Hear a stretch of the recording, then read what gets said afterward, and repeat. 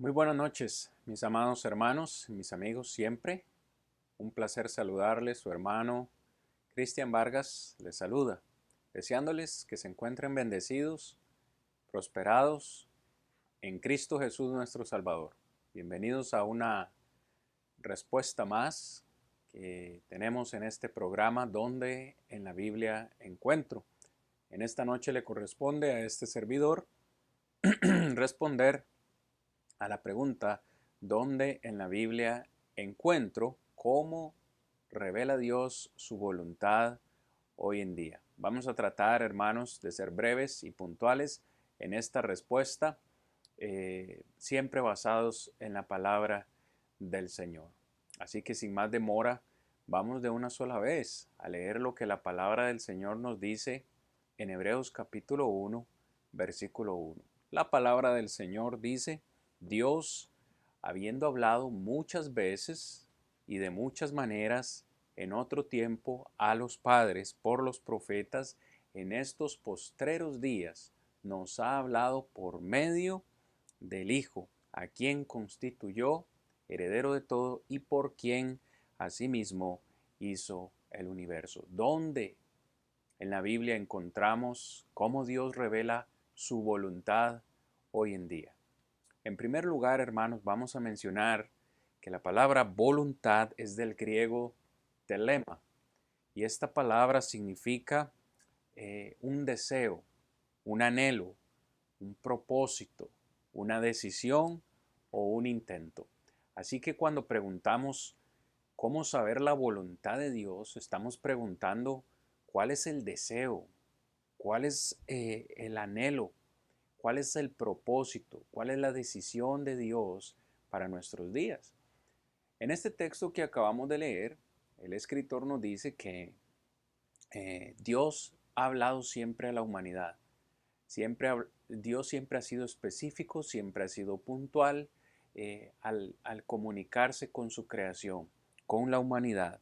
Dios habló, dice el escritor, en otro tiempo a los padres por medio de los profetas. Desde el principio de la creación, desde el Génesis, Dios ha comunicado su voluntad. Cuando Dios puso a Adán y a Eva en el huerto del Edén, fue claro con ellos. Fue específico acerca de cuál era su deseo, su propósito, su voluntad. De todos los árboles que hay en el huerto pueden comer, pero del árbol que está en el medio no pueden comer, porque el día que de él coman, ciertamente morirán.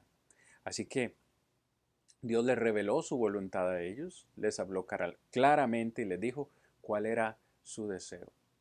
Tiempo después, Dios habla directamente con Noé, que por cierto fue distinto, vivió de una manera distinta para el promedio de su época, y Noé halló gracia ante los ojos de Dios. Y Dios decide empezar de nuevo con la persona de Noé y le dice, Noé, voy a enviar un diluvio, pero quiero que construyas un arca. Dios fue específico con Noé. Le habló directamente, le dijo cómo quería el arca, de qué tamaño, de qué longitud, de qué ancho, de qué alto, de qué tipo de madera. Fue específico, le reveló su voluntad directamente. Por eso es que eh, el escritor a los Hebreos dice que Dios habló en otro tiempo a los padres por medio de los profetas. Habló directamente con Abraham, con Isaac, con Jacob, con cada uno de los profetas. Habló directamente y les reveló su voluntad. Luego habló al pueblo de Israel por medio de Moisés.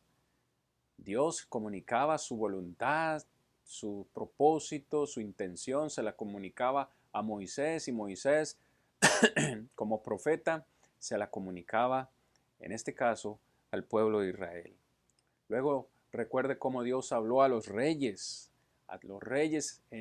y a los jueces en el Antiguo Testamento, y cómo utilizó Dios también a los profetas para revelar su voluntad, su juicio sobre las naciones. Sin embargo, y aquí es donde entramos en materia, sin embargo, dice el escritor a los Hebreos, ahora, en estos postreros días, Dios nos ha hablado por medio de su Hijo. Dice, a quien constituyó heredero de todo y por quien asimismo hizo el universo. ¿Cómo le hablaba Dios al escritor o en el tiempo del escritor de los Hebreos? Les habló por medio del Hijo. Debemos recordar textos como Mateo 17, ese momento en el cual el Señor Jesús sube con tres de sus más allegados apóstoles a ese monte de la transfiguración, donde Jesús se transfigura y aparece junto con él Moisés y Elías. A Pedro se le ocurre la gran idea de hacer tres enramadas, es decir, tres altares para, en este caso, adorar, perdón, adorar, hermanos, en este caso a Moisés, a Elías y a Jesús. Sin embargo, una voz del cielo dice, este es mi Hijo amado en quien tengo complacencia, a él oíd. No solamente Dios está revelando ahora quién es importante. Estando presente el Señor Jesús, ¿quién es más importante entre Jesús, Moisés y Elías? Jesús, el Hijo amado, dice, en quien tengo complacencia, a él deben oír.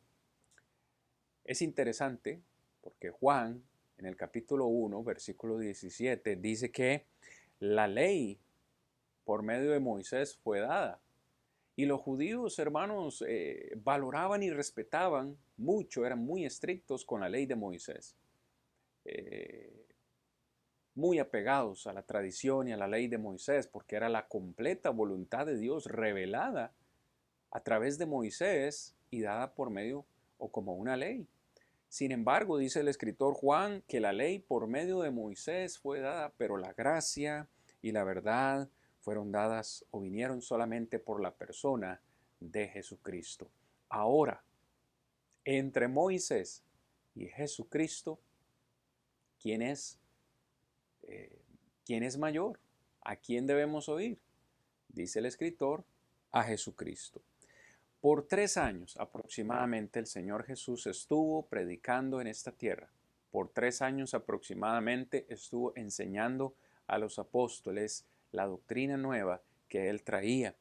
Preparó durante estos 3 años a 12 hombres y luego durante 3 años también aproximadamente instruyó al apóstol Pablo y le dio el Evangelio. Luego de esos 3 años, al final de esos 3 años, en Mateo capítulo 28, 19 al 20, Cristo les dice, id por todo el mundo y haced discípulos a todas las naciones, bautizándolos en el nombre del Padre, del Hijo y del Espíritu Santo.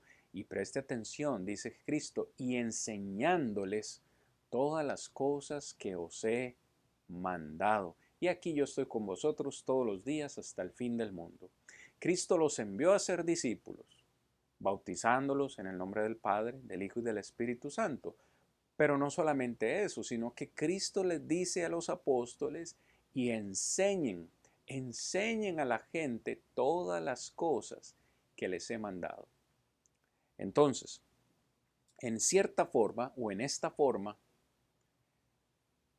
Dios nos ha hablado o nos habló o le habló a la gente de este tiempo por medio de los apóstoles. Cuando Cristo asciende al cielo, los apóstoles continúan la enseñanza de Cristo Jesús. Es decir, en el tiempo del Nuevo Testamento, Dios nos ha hablado por medio del Hijo y también por medio de los apóstoles. ¿Por qué? Cuando nosotros vamos a Hechos capítulo 2, versículo 42, mis hermanos, en el nacimiento de la iglesia, el día de Pentecostés, después de que estos 3,000 personas se bautizaron y fueron agregadas a la iglesia del Señor, dice que perseveraban, continuaron, dice, en la doctrina de los apóstoles. La palabra doctrina viene de la palabra griega didascalía, hermanos, que es prácticamente una enseñanza. Es decir, estos 3,000 que se bautizaron continuaron en la enseñanza de los apóstoles. ¿Y qué era lo que enseñaban los apóstoles? Lo que Cristo les había enseñado a ellos.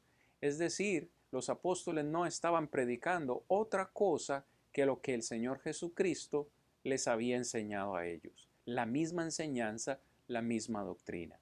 Entonces, en primer lugar, Dios habló por medio de su Hijo, quien trajo su mensaje. En segundo lugar, ese mensaje Cristo se lo dio a los apóstoles.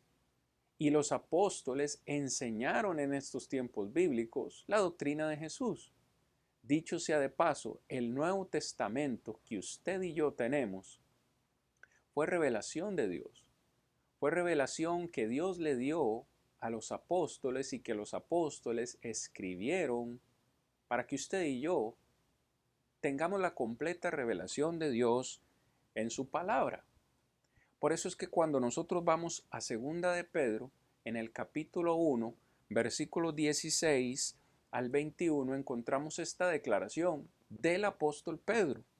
En el versículo 16 dice, porque no os hemos dado a conocer el poder y la venida de nuestro Señor Jesucristo siguiendo fábulas artificiosas, sino como habiendo visto con nuestros propios ojos su majestad.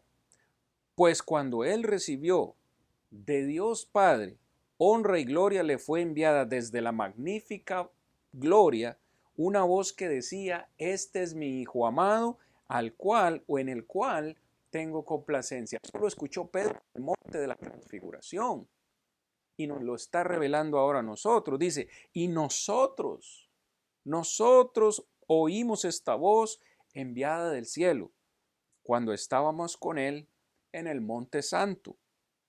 Dice, verso 19, tenemos también, y está hablando de los apóstoles, cuando él dice tenemos, se refiere a los apóstoles, tenemos también la palabra profética más segura, a la cual hacéis bien en estar atentos, dice, como una antorcha que alumbra en lugar oscuro hasta el día que esclarezca y el lucero de la mañana salga en vuestros corazones. Verso 20, entendiendo primero esto, que ninguna profecía de la Escritura es de interpretación privada. ¿Por qué, Pedro? ¿Por qué? Porque ninguna profecía fue traída por voluntad humana. Subraya esa palabra. Estas profecías no fueron traídas por voluntad humana, sino que los santos hombres de Dios hablaron siendo inspirados por el Espíritu Santo. Todos los santos hombres de Dios hablaron, escribieron, profetizaron siendo inspirados por el Espíritu Santo de Dios. Así que la palabra, la Biblia que usted y yo tenemos hoy, no se completó de un día para otro. Fue escrita aproximadamente por 40 hombres en tiempos diferentes, un periodo de tiempo muy largo, aproximadamente 1500 años, hermanos, pero un solo autor, el Espíritu Santo de Dios. Dios ha revelado su completa voluntad para nosotros, en primer lugar, a nosotros, por medio de su Hijo amado, quien constituyó heredero y por quien sí mismo hizo el universo. Este Hijo amado le dio la voluntad de Dios a sus apóstoles, quienes, inspirados también por el Espíritu Santo, escribieron el Nuevo Testamento que usted y yo tenemos hoy. Esta es la completa revelación de Dios para nosotros hoy en día. Dios no necesita revelar nada más hoy, ni por medio de sueños, ni por medio de profetas, ni tampoco Dios habla directamente hoy como habló en el Antiguo Testamento. Pablo en 1 Corintios 13, versículos 8 al 10 dice que las profecías iban a acabar, que la ciencia y las lenguas cesarían, acabarían cuando viniera lo perfecto, es decir, la completa revelación de Dios, el Nuevo Testamento. Hermano, no se deje engañar. Cuando alguien venga y le diga, el Señor me reveló en sueños, o cuando alguien le diga, el Señor se me apareció y me habló directamente, no podemos creer a estas cosas. Dios no necesita revelar nada. hoy en día, porque ya todo está revelado. El Señor Jesús, cuando prometió el Espíritu Santo a los apóstoles, les dijo que el Espíritu Santo los guiaría a ellos a toda la verdad. No a una parte de la verdad, no a media verdad, sino que los guiaría a toda la verdad. Es decir, lo que ellos nos han dejado a nosotros es la completa voluntad de Dios. ¿Cómo revela Dios su voluntad al ser humano hoy en día? Por medio de su palabra. Si alguien quiere saber cuál es la voluntad de Dios para su vida, solamente le resta abrir las páginas de la Biblia, específicamente en el Nuevo Testamento. Romanos 15:4 dice, porque las cosas que se escribieron antes, refiriéndose al Antiguo Testamento, para nuestra enseñanza se escribieron, a fin de que la paciencia y la consolación de las Escrituras tengamos esperanza. Estas cosas del Antiguo Testamento se escribieron para que usted y yo podamos tener esperanza. Las palabras del Nuevo Testamento son la voluntad de Dios. Dios no puede revelar o no necesita revelar nada nuevo hoy en día que sea diferente a lo que dicen las páginas del Nuevo Testamento. Es interesante, curioso y hasta chistoso ver que muchas personas siguen saliendo hoy en día y ponen que tal año, por ejemplo, a tal hora o tal día será el fin del mundo, cuando el Señor ni siquiera nos ha revelado eso, ni siquiera el Hijo conoce esa información y muchos se han atrevido a dar supuestas fechas en las cuales o en la cual va a ser el fin del mundo. Y siguen apareciendo cada día personas que aseveran o aseguran haber recibido una revelación de parte de Dios, cuando ya su palabra es clara en que esto de la voluntad de Dios ha sido completamente revelado. Pero quiero terminar esta intervención, hermanos, en esta noche porque nosotros podemos conocer cuál es la voluntad de Dios para nuestras vidas. Como ya lo mencioné, tan solamente abriendo las páginas del Nuevo Testamento. Hay varias cosas que Dios quiere que nosotros obedezcamos o cumplamos de acuerdo a su voluntad. En primer lugar, quiero que lea conmigo Romanos capítulo 12, versículo 2. Dice el apóstol Pablo, no os conforméis a este siglo, sino transformaos por medio de la renovación de vuestro entendimiento, para que comprobéis cuál sea la buena voluntad de Dios, agradable y perfecta. Pablo dice que no debemos conformarnos o vivir de acuerdo a este mundo, sino que debemos transformar nuestro entendimiento, transformar nuestra forma de pensar, porque sólo así vamos a poder comprobar cuál es la voluntad de Dios. Al acercarnos a su palabra y conocer su voluntad, debe haber una transformación de lo que hay en nuestra mente para que podamos vivir de acuerdo a la voluntad y a la gracia del Señor. Note lo que Efesios 5:17 nos dice en la palabra del Señor. Una vez más, hermanos, vamos a estar viendo algunos textos que nos hablan acerca de cuál es esa voluntad. Dice Efesios 5:17, por tanto, no seáis insensatos y no entendidos de cuál sea la voluntad del Señor. Sin conocer la voluntad del Señor para nuestras vidas, vamos a ser, dice Pablo, insensatos. No vamos a entender. Si no abrimos la Biblia, si no abrimos el Nuevo Testamento, vamos a ser insensatos. No vamos a poder llegar a conocer cuál es la voluntad del Señor. Y si usted lee el capítulo 5 de Efesios, comienza diciendo que debemos ser imitadores de Dios como hijos de luz. Debemos vivir como Dios desea. Pero ¿cómo vamos a saberlo si no sabemos su voluntad, si no estudiamos su palabra. En Primera de Tesalonicenses, capítulo 4, versículo 13, versículo 3, hermano, me corrijo. Primera de Tesalonicenses 4:3. Veamos cuál es la voluntad del Señor para nuestras vidas. Verso 3.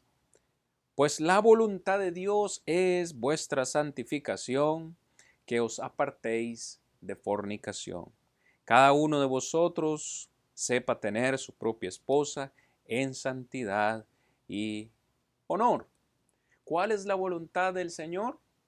Que nos apartemos de fornicación, dice el versículo 3, y que nos hagamos en nuestra vida cada día una vida de santidad.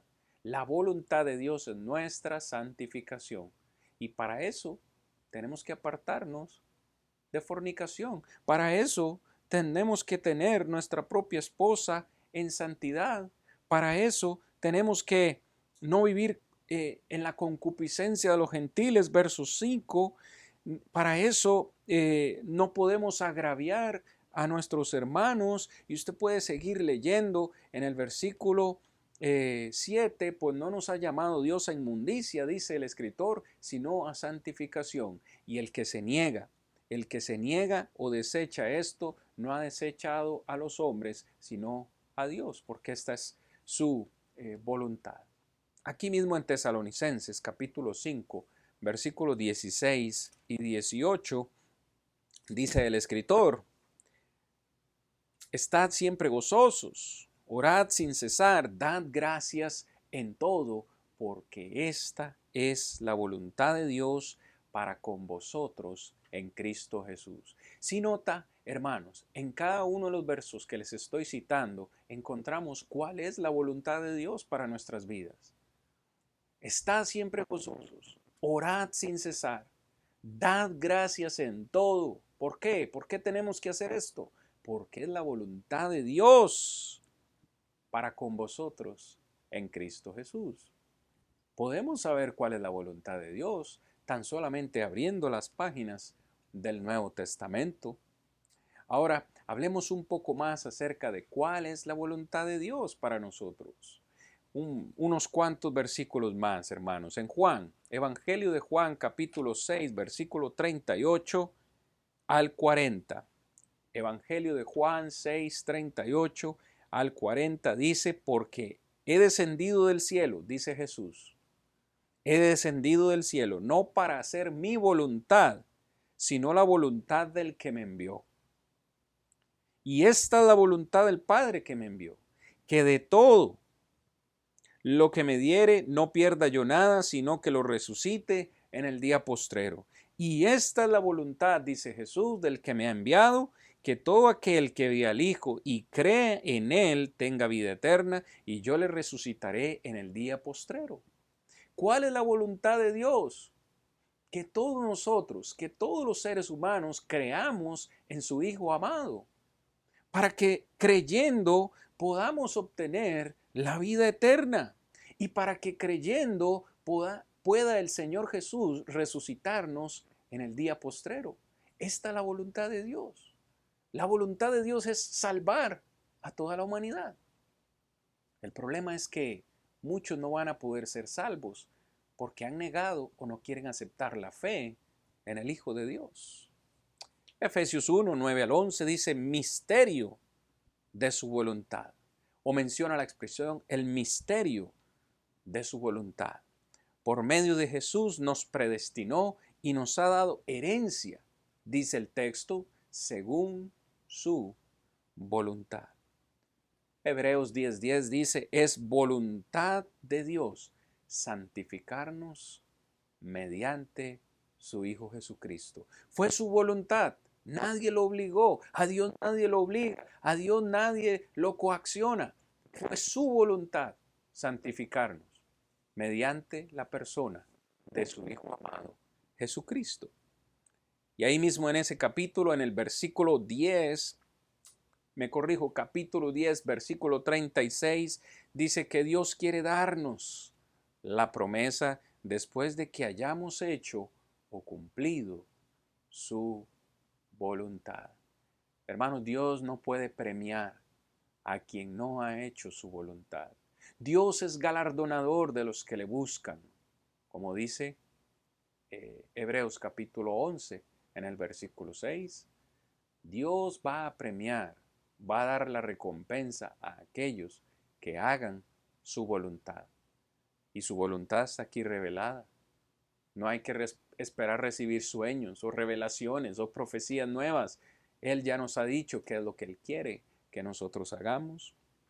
En Primera de Pedro, capítulo 2, en el verso 15, se nos dice que Dios quiere que hagamos el bien. Esa es su voluntad. Dios quiere que hagamos el bien para callar la ignorancia de hombres insensatos. Quiero finalizar, hermanos, con dos textos. El primero de ellos en Primera de Juan, capítulo 2, versículo 17. Primera de Juan 2, 17. Yo sé que usted lo ha leído. Dice, y el mundo pasa y sus deseos, pero el que hace la voluntad de Dios permanece para siempre. Esto lo dijo Juan después de haber dicho en el versículo 15, no améis al mundo ni las cosas que están en el mundo. Si alguno ama al mundo, el amor del Padre no está en él. Pero todo lo que hay en el mundo, los deseos de la carne, los deseos de los ojos y la vanagloria de la vida no provienen del Padre, sino del mundo. Y el mundo pasa, eso es una verdad. Todo esto va a pasar, todo esto se va a destruir. El mundo pasa y también sus deseos. Pero note, el que hace la voluntad de Dios permanece para siempre. Dios quiere que hagamos su voluntad. Y puesto que Él quiere que hagamos su voluntad, ya la ha revelado completamente en el Nuevo Testamento.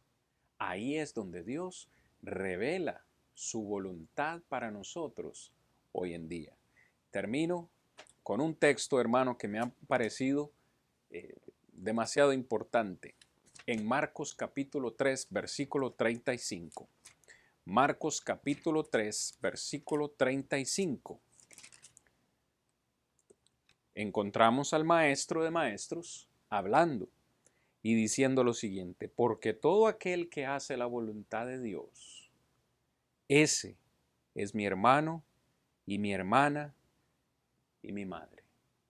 Mis hermanos, mis amigos, todo aquel que hace la voluntad de Dios, dice Jesús, ese es mi hermano, ese es mi hermana, esa es mi madre. En otras palabras, esa es mi familia.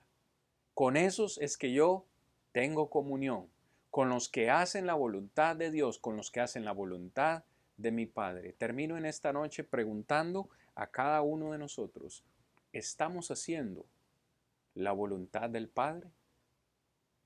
¿Estamos acudiendo a las páginas del Nuevo Testamento para empaparnos y saber qué es lo que Dios quiere que yo haga en mi vida?